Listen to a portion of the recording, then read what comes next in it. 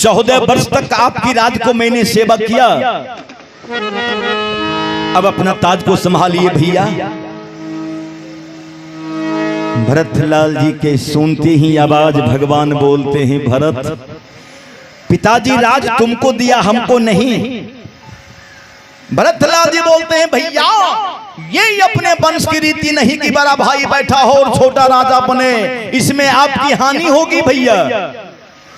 कहा रे हानि तो अब होगी कि तुम हमको राजा बनाने जा रहा है। देख भरत, यदि तुम राजा है तो राम के कितना लंबा चौड़ा नाम है, लोगों में चर्चा है कि राजा भरत का बड़ा भाई राम। कितना शब्द हो गया,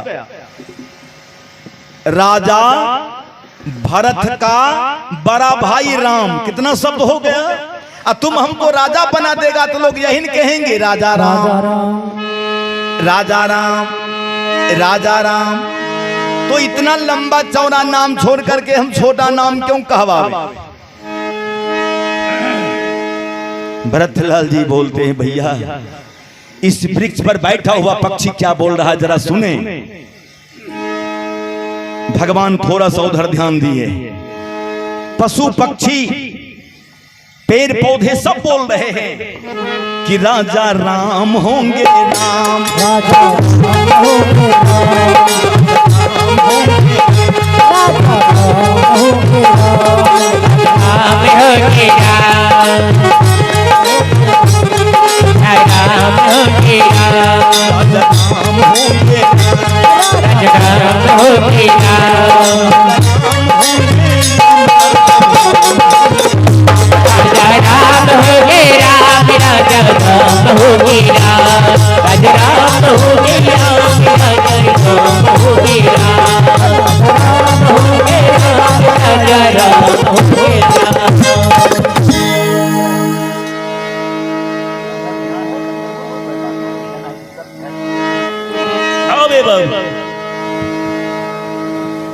गड़गड़ाहट की ताली पड़ी। गुरु वशिष्ठ बैठे हुए थे। गुरु वशिष्ठ बोलते हैं, राम जब सबका यही इच्छा है तो क्या हर्जा है। गुरु से आज्ञा पाते भगवान ताज लगाकर गद्दी पर जब बैठते हैं, ताली से स्वागत किया गया। राम राज बाबू चलने लगा। राम राज जब चलने लगा तो भगवान तमाम गुप्तचर सिपाही को बहाल किए हुए थे कि अयोध्या के घर में जाके पता लगाओ किसी को किसी बात की कमी भी है। प्रजा की खुशी ही राम की खुशी है। प्रजा जिसे चाहे बैठा सकती है, प्रजा जिसे चाहे हटा सकती है। प्रजा मालिक है, प्रजा राम है। सबके घर से पता आ रहा था, तमाम जगह से समाचार मिल रहा था। एक गुप्तचर ने गया, एक गुप्तचर घूमते घूमते एक धोबी के घर के आसपास जाके ठहर गया।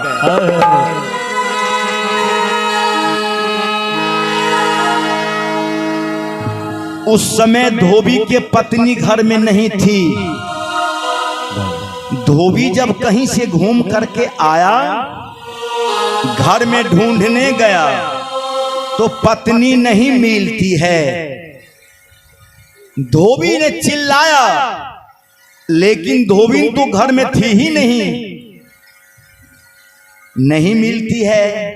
तो पड़ोसिया से पूछने लगे कि आज हमारी पत्नी कहाँ चल गई है, किधर चल गई है, किस काम से कहाँ गई है। कोई नहीं बताया। तब तक मैं उधर से धोबी ना जाती है। धोबी कहा, तुम कहां गई थी। कहा, स्वामी 2 घंटे के लिए मां बीमार की खबर मिली, भाई आया और साथ में ले गया। 2 घंटे के लिए मैके चल गई थी मां बीमार की खबर सुनकर। धोबी कहा, तुम किससे पूछकर गई थी।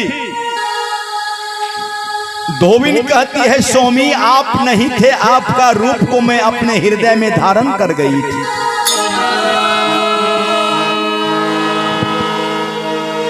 धोबी कहा कभी नहीं,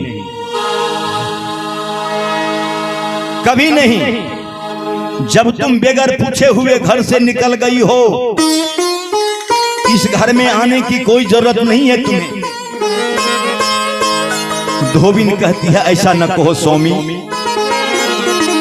पति बिना सुना सब संसार, पति हो बिना सुना सब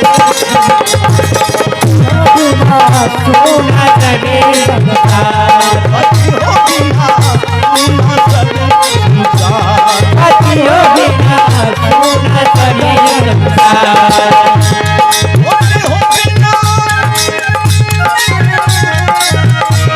पति हो बिना सुना सब संसार,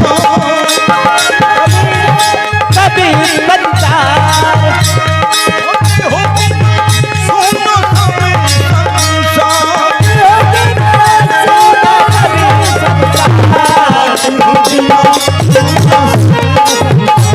पति हो बिना सोना करे संसार, पति हो बिना सोना करे संसार,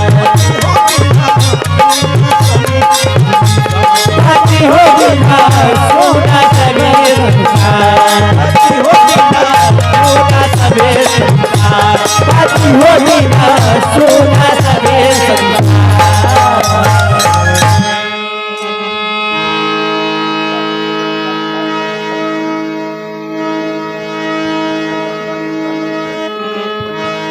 धोबिन कहती है ऐसा न कहो स्वामी, पति हो बिना सुना सब संसार। धोबी कहा क्या तुम राजा राम समझ रखा है हमें? जानकी लंका में रह के आई है, आज पवित्र गद्दी को मालकिनी बन बैठी है, तो राम जानकी को रख सकते हैं, हम तुमको नहीं रखेंगे। सिपाही जो बाहर में बाबू सुन रहा था, अंदर जाकर के धोबी के गाल पर दो चार चमाटा जमा दिया। धोबी कहा मालिक आपका चमाटा मेरे मुख को बंद कर सकता है, लेकिन आप जानते हैं कि मैं धोबी हूं, घर घर से मैल उठा कर लाता हूं, यहां पर मैं धोलाई करता हूं। मालिक आप अयोध्या के घर घर में जाके पता लगाइए कि अयोध्यावासी जानकी के बारे में क्या कह रहे हैं। अयोध्यावासी जानकी के बारे में क्या कह रहे हैं। जब घूम घूम के सिपाही पता लगाना शुरू किया, यही सुनने को मिला, ऐ कलंकनी सीते, हे कलंकनी सीते, कलंकनी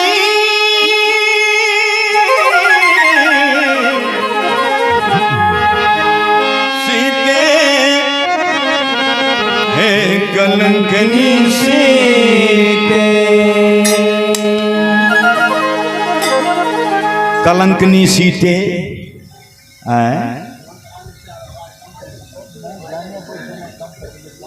छोटू जी थोड़ा सा बाजा के पास आप चले आए।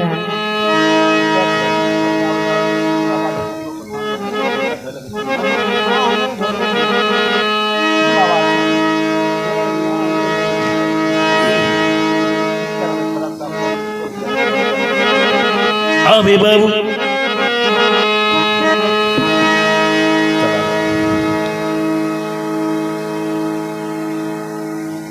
सिपाही जो ही सुना, है कलंकनी सीते, है कलंकनी सीते, हे कलंकनी सीते। सिपाही अपने कान को चांप लिया, कान को चांपे हुए भगवान के पास सब जगह से समाचार मिल रहा था। भगवान के आगे सिपाही खड़ा है, डर के मारे कुछ बोल नहीं रहा है।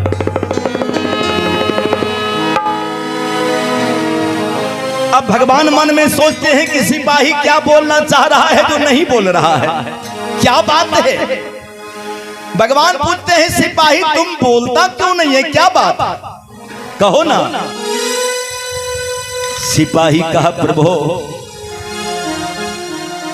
आज जो मैं सुन करके आया हूं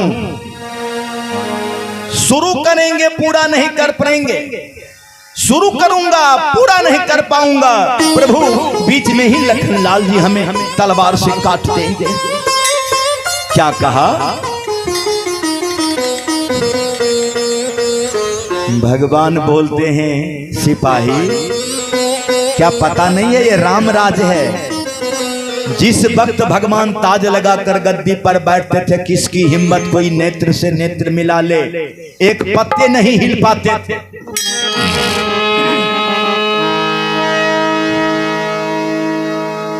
पता नहीं है ये राम राज है। बोलो सिपाही कहो।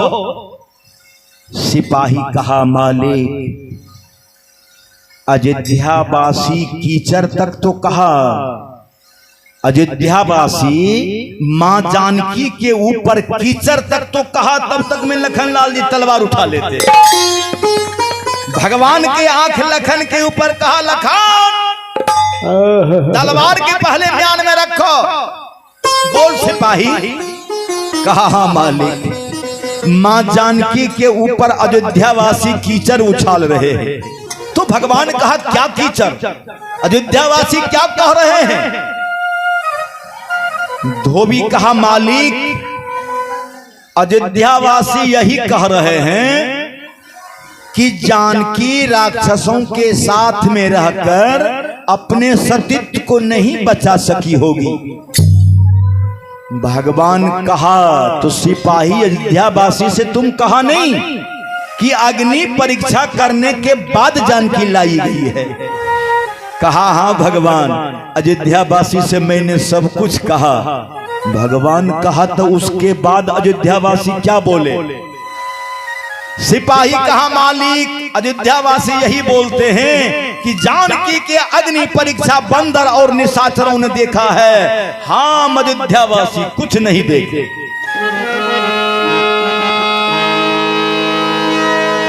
अरे सुनकर इतने बात पे श्री राम गिरे मूर्छा। भगवान मूर्छा खा सभा में उलटकर नीचे गिर गए। सब आगे बढ़ के भगवान को संभालते हैं। सभा में अनर्थ होने वाला है, अब क्या होगा?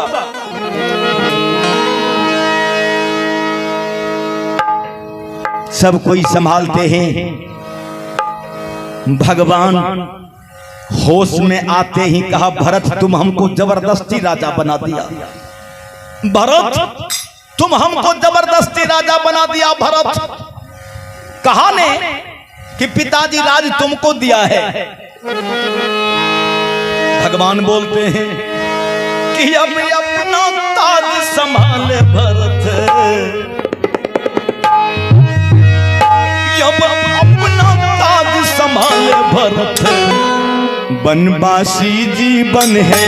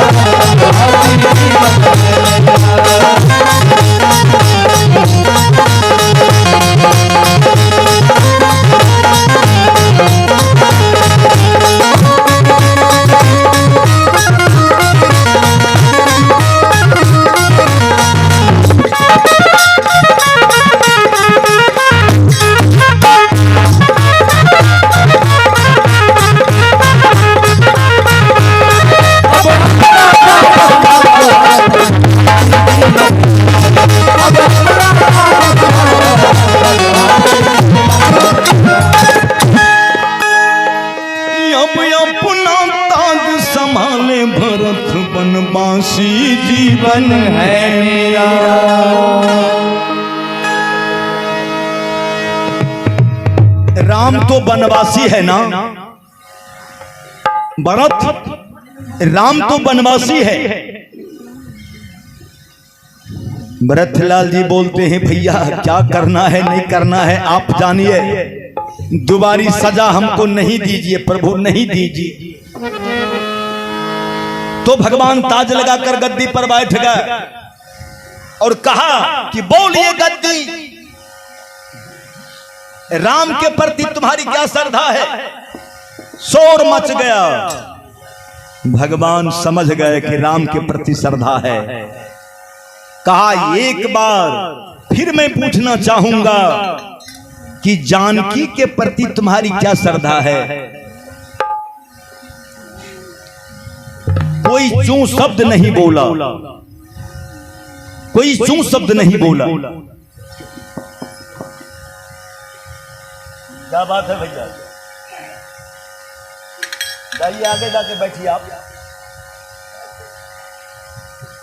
आप कुर्सी पे बैठिए।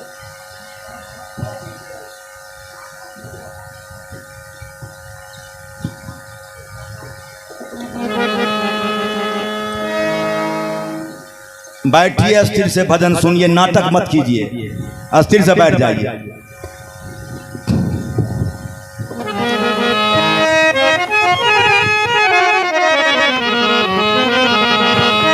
आपका सत्कार है यहाँ। हम लोग जब भोजन करने चलेंगे आप भी मेरे साथ रहिएगा, आप भी मंडली का आदमी हैं, लेकिन बैठिए आराम से। अभी बाबू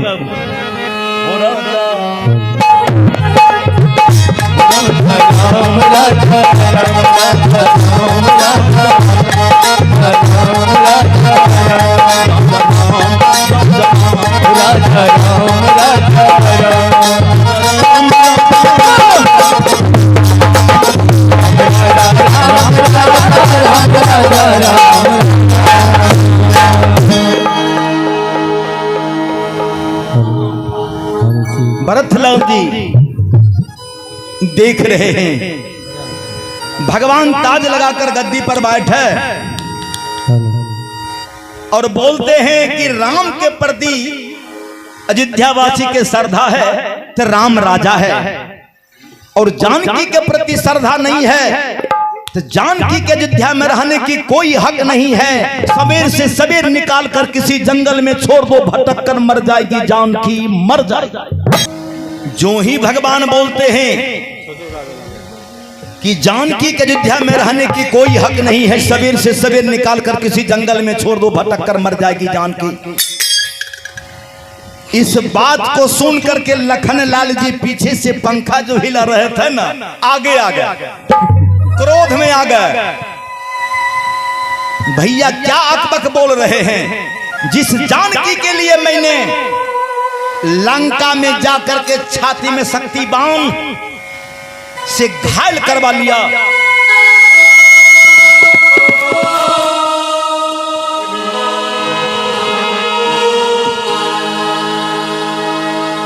यदि हम चाह लेते ना, ये आवाज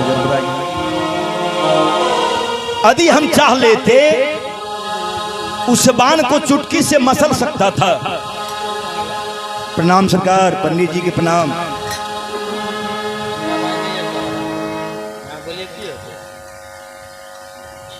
कुर्सी यहाँ खाली चला जाइए। हाँ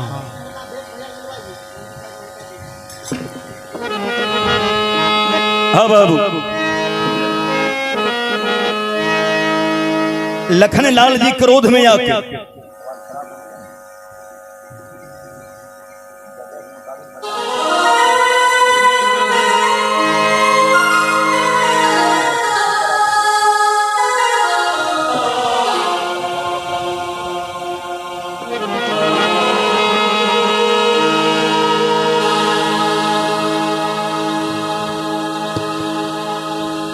लखन लाल जी आगे चले आए। भगवान तो समझ रहे लेकिन कुछ बोलते नहीं हैं। भरतलाल जी साइड में कमर हिला रहे थे, वो भी सामने आ जाते। भैया क्या बोलने जा रहे हैं, क्या होने जा रहा है। क्या अनर्थ होने जा रहा है प्रभु, संभालिए इसको।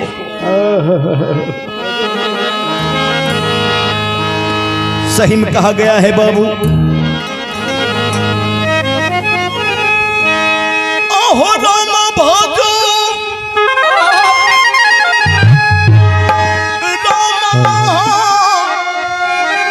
भाजू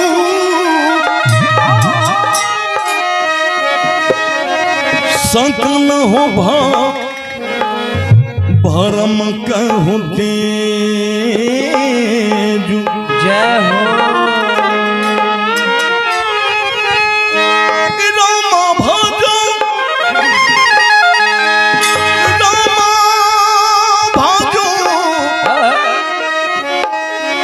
सकल हो भरम कहूँ तेजु।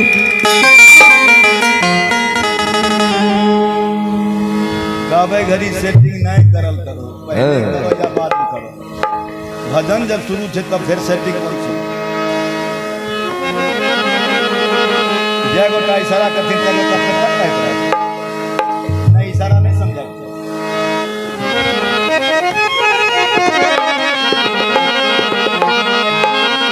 हेलो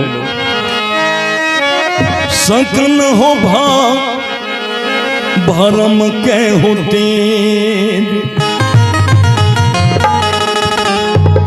यहो साधु भाई हो, यहो संत भाई हो। सीताराम सीताराम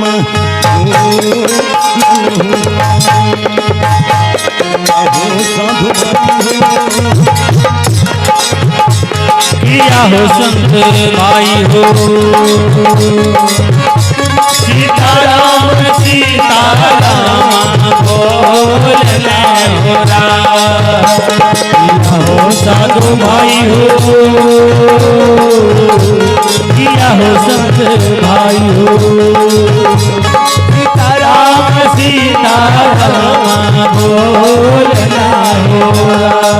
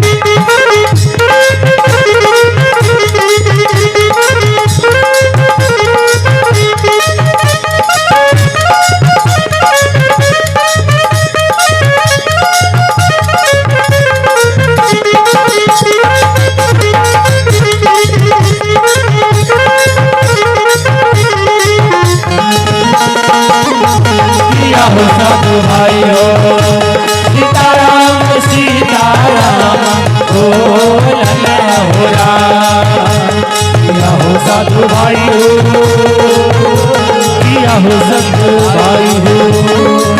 राम सीताराम बोलने हो राम।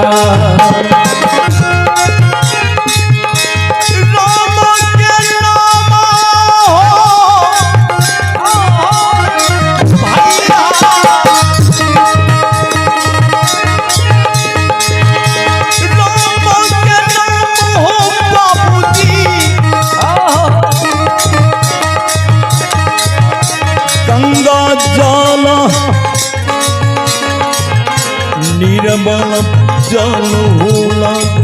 जय हो गुरु जी। गंगा निर्मल जल होला।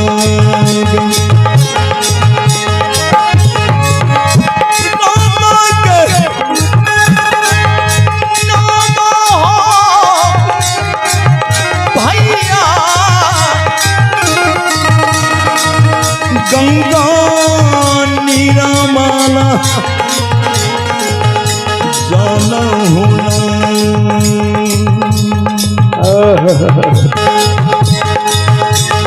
यहो संत भाई हो, साधु भाई हो। सीताराम सीताराम किया हो सब भाई हो, किया हो सब भाई हो। सीताराम सीताराम बोलन हो राम। सीताराम सीताराम राम सीताराम सीताराम बोलन हो राम। सीताराम सीताराम बोलन हो राम। सीताराम सीताराम बोलन हो राम।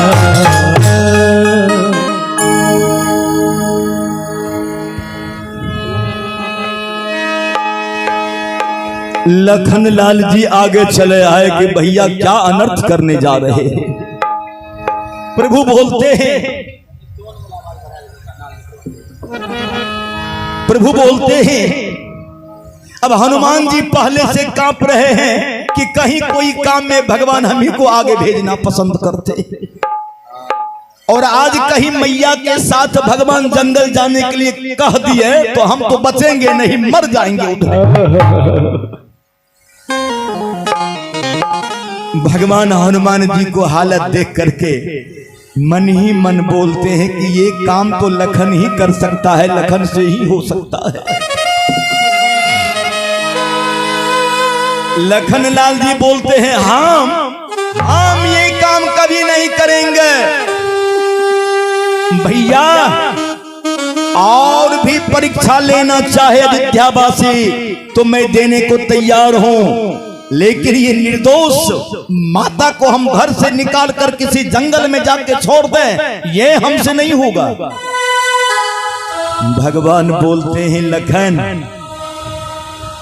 तुम्हारा बड़ा भैया का हुक्म है, क्या उल्लंघन कर देगा क्या? कहा ठीक है, बड़ा भैया का हुक्म है, मैं उल्लंघन करूंगा, सजा जो हो जाएगा भोगने के लिए तैयार हूं, लेकिन ये निर्दोष जगदम्बा के घर से निकाल कर किसी जंगल में जाकर के छोड़ देना, ये काम हम नहीं करेंगे।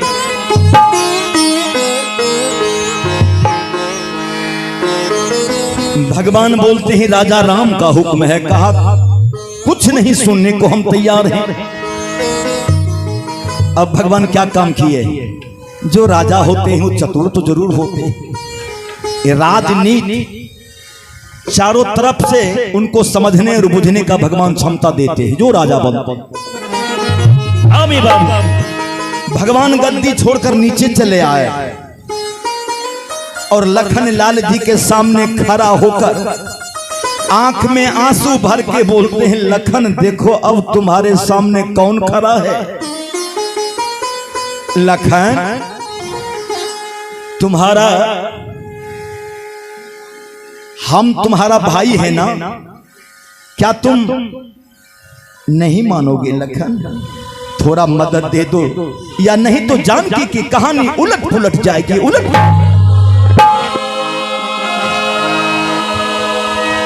अब भगवान को रोते हुए देख करके लखन लाल जी भी बकबका गए।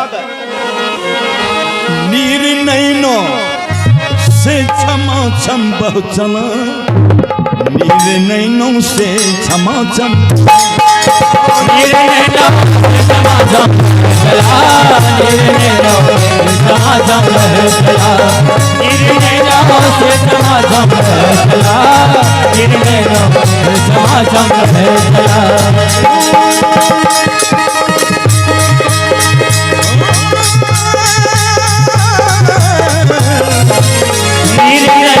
से समाजम चला, तेरे नैनो से समाजम चला, तेरे नैनो से समाजम चला, तेरे नैनो से समाजम चला।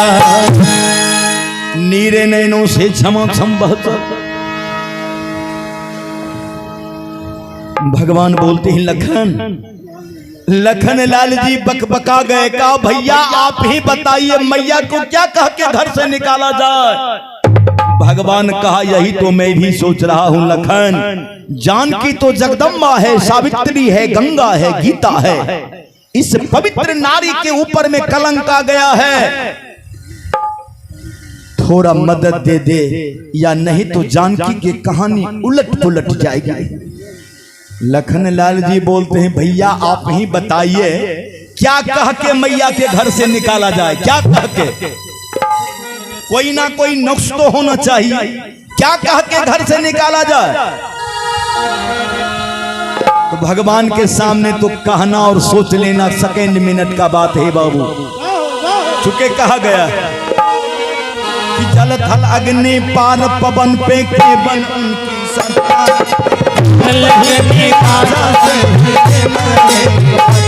हो जल थल के पार पवन पर केवल उनकी सत्ता, बिना प्रभु के इच्छा से हिले ना एक पत्ता, प्रभु की इच्छा से हिले ना एक पत्ता, बिना प्रभु के इच्छा से हिले ना एक पत्ता।